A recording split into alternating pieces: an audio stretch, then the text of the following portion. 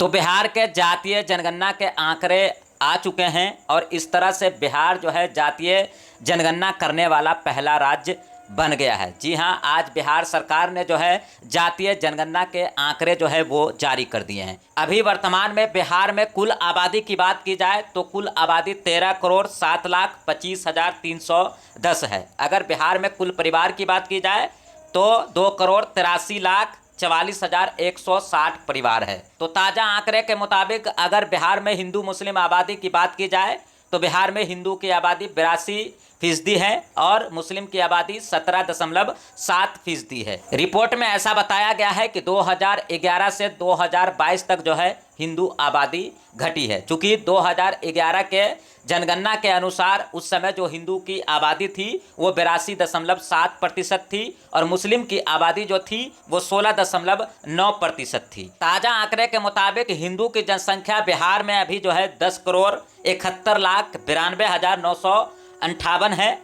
और वहीं मुस्लिम की आबादी 2,31,49,925 है। लेकिन 2011 में हिंदू की आबादी 8,60,78,686 थी और वहीं 2011 में मुस्लिम की आबादी जो थी वो 1,75,57,809 थी। बिहार में किस धर्म की कितनी आबादी, तो चलिए सबसे पहले इसी के ऊपर चर्चा कर लेते हैं। हम आपको बता दें कि बिहार में हिंदू की आबादी जो है वो 81.99% है। इसके अलावा मुस्लिम की आबादी 17.7%, ईसाई की आबादी 0.057%, इसके अलावा सिख धर्म की आबादी 0.011%, इसके बाद बौद्ध धर्म की आबादी 0.085%, इसके अलावा जैन धर्म की आबादी जो है वो है 0.009%, इसके अलावा अन्य की बात करें तो 0.127% है और कोई धर्म नहीं,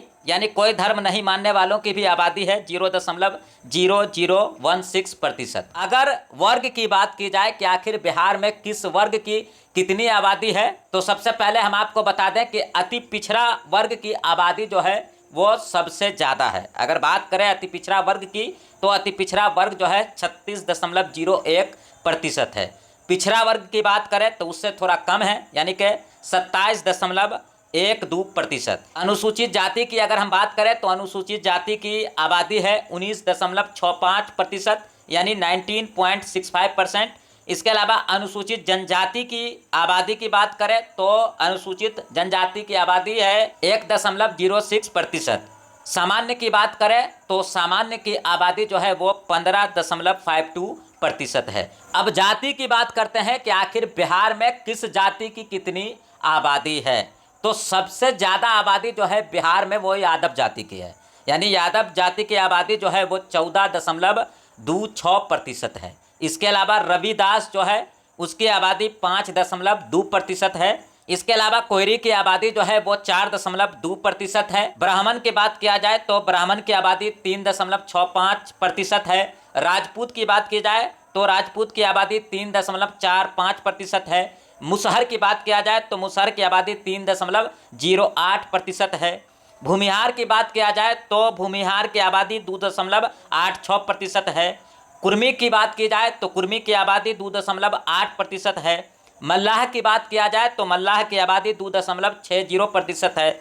बनिया की बात किया जाए तो बनिया की आबादी जो है वो 2.31% है और कास्त की बात किया जाए तो कास्त की आबादी जो है 0.60% है। तो जातीय जनगणना करने का सरकार का जो भी मकसद रहा हो, अब सरकार का जो नज़रिया है वो आगे पता चलेगा कि आखिर जातीय जनगणना से क्या असर पड़ने वाला है, जातीय जनगणना से क्या हर वर्ग का विकास होगा, क्या उन लोगों का विकास होगा जो वाकई में हमारे ही समाज में पिछड़े हुए हैं। तो जातीय जनगणना को लेकर लोगों के मन में अलग अलग चीज़ें हैं, कुछ लोग इसका सपोर्ट कर रहे हैं, कुछ लोग इसका विरोध भी कर रहे हैं। आपकी क्या राय है ये हमें कमेंट के माध्यम से जरूर बताइएगा। बाकी आप देख रहे थे POH 24 न्यूज़, मैं फैज़ आलम, बहुत बहुत शुक्रिया, धन्यवाद।